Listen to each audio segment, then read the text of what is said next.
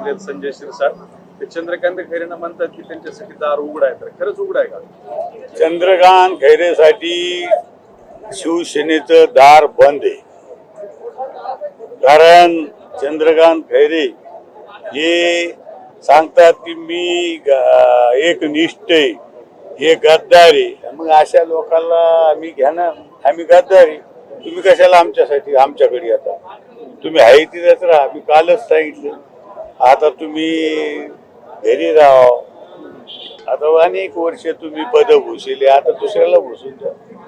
Retire झाले का ते? आता काय रिटर्न नाही राहिलं काय? आता त्यांना काही सल्ला असेल खैरेला सल्ला दिला ना. आता कालच सल्ला दिला मी एका प्रेसमध्ये की आता खैरेंनी आता अनेक वर्ष पद भूषिले, आता घरी बसावं, शांततेत दुसऱ्याचं बघावं. आता खैरेला एंट्री नाही. खैरेला एंट्री नाही. कोणी काही म्हणून द्या, खैरेला एंट्री नाही. आणि भाजपचे राजू शिंदे हे देखील संपर्कात असल्याच्या चर्चा आहेत, नेमकं काय?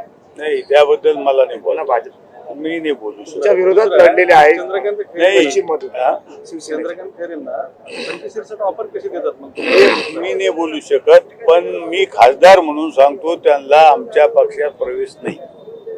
मी खासदार म्हणून सांगतो. आता पालकमंत्री काय बोलले मला माहित नाही, पण खासदार म्हणून सांगतो की आम्ही त्यांना पक्षात घेऊ शकत नाही. यायचं नाही. नाही. दुसरा मुद्दा, अंबादास दानवे पण संपर्कात असल्याची कुणकुण कानावर येते. त्यावेळी मी फक्त तुमच्या माध्यमातून ऐकतो की अंबादास दानवे पक्षात येणार आहे, पण मला त्याची काही माहिती नाही.